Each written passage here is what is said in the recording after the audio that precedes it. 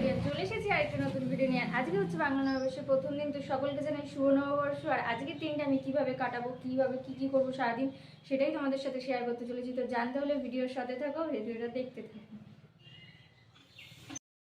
তো আজকে সকালে অনেকটা লেটে ঘুম থেকে উঠেছিলাম, কারণ আজকে সকালে আমার পড়ানো ছিল না, তো যার কারণে অনেকটা লেটে উঠেছি। তো ঘুম থেকে উঠে দেখলাম 10টা বেজে গেছে। তো তারপরে ফ্রেশ হয়ে নিলাম, তাড়াতাড়ি করে ফ্রেশ হয়ে মা বললো যে ভাত খেয়ে নে। তো ভাবলাম যে ঘুম থেকে উঠে কে ভাত খায়, আমার একদমই ভালো লাগে না। তো মাকে বললাম যে তুমি আমায় ম্যাগি করে দাও। তো তারপরে মা আমাকে ম্যাগিটা চাউমিনের মতন করে দিল, আর আমি খেতে বসে পড়লাম। তো ম্যাগিটা খাচ্ছিলাম, খেতে খেতে মা এসে বললো যে একটু মার হাতে হাতে কাজ করে দিতে, কারণ মা একা একা কতটাই বা করবে। তো আজকে দিদিরাও আসবে, আর যেহেতু আজকে পয়লা বৈশাখ, তো যার কারণে আজকে বাড়িতে বিরিয়ানি হচ্ছিল।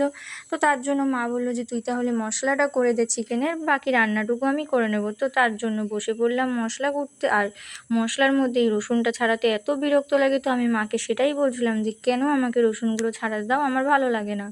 তো তারপরে মাকে মশলাটা করে দিলাম, করে দেওয়ার পরে মা রান্নায় বসে গেল, কারণ দিদিরাও চলে আসবে। দিদি আগের দিন এসেছিলো, এসে আবার চলে গেছিলো, আর আজকে দিদি তাড়াতাড়ি চলে আসবে। তো মা এদিকে রান্না করতে বসে গেছে। তো তারপরে মা আমাকে বললো তুই একটুখানি দোকানে যা।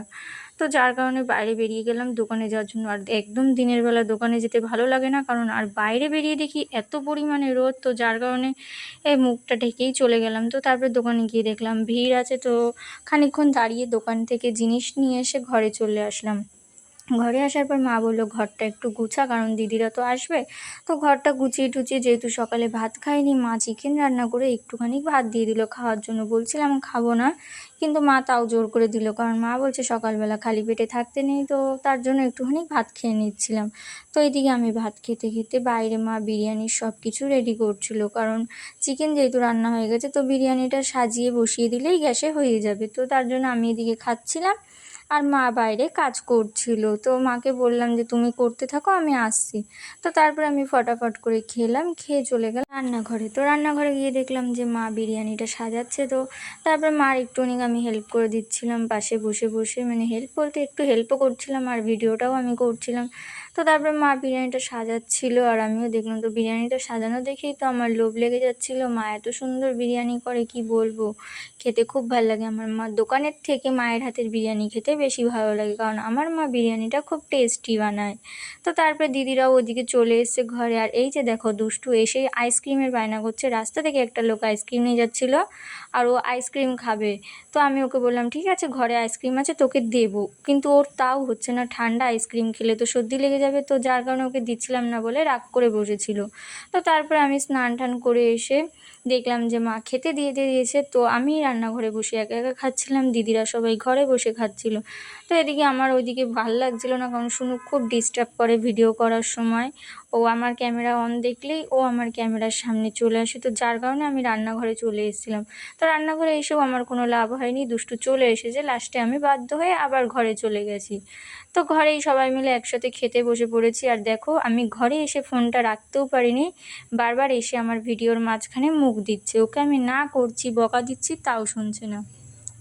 আর কোনো সময় খেতে বসলে একা একা খাবে না, ডিস্টার্ব করবে, খেতে দিলেও খাবে না আর না দিলেও বায়না করবে। তো ওকে আমি আমার থেকে রাইস দিচ্ছিলাম, ও রাইস খেতে চাইছিল না, তো তার জন্য একটু শুধু শুধু চিকেন দিয়ে দিলাম। তো তারপরে দুপুরবেলা খেয়ে দিয়ে উঠে এত পরিমাণে গরম লাগছিল, কি বলবো, একটু ঘুমিয়ে নিলাম।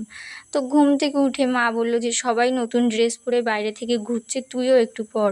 তো ভাবছিলাম পরবো না, তারপরে মা ও দিদি দুজনাই বললো যে নতুন জামা যখন মা দিয়েছে তা পর জামাটা। তো জামাটা পরে একটুখানি বাইরে থেকে তো আর গেলাম না, কারণ রাত্রি হয়ে গেছিলো, আমি ঘুমিয়েছিলাম। ঘুম থেকে উঠতে উঠতে আমার অন্ধকার হয়ে গেছে। অন্ধকার যেহেতু হয়ে গেছে এখন তো আর বাইরে বেরোনো যাবে না, তো ভাবলাম যে নতুন জামা যখন পরেছি একটু ঘরে বসে বসে রিলস বানিয়ে নিই। তো তার জন্য একটু ঘরে বসে বসে রিলস বানিয়ে নিয়েছি আমি। তো আজকে যেহেতু পয়লা বৈশাখ ছিল, বাজারে আমাদের একটা দোকানে হালকাতে ছিল, আর মা বাজারে গিয়ে দেখলাম একটা হালকাতাটা করে নিয়ে এসে একটা মিষ্টির প্যাকেট নিয়েছে। তো তারপর সবাই মিলে সেটা খেয়ে নিলাম। তো ভিডিওটা যদি তোমাদের ভালো লাগে লাইক কমেন্ট শেয়ার করে দিও। দেখা হবে পরের ভিডিওতে।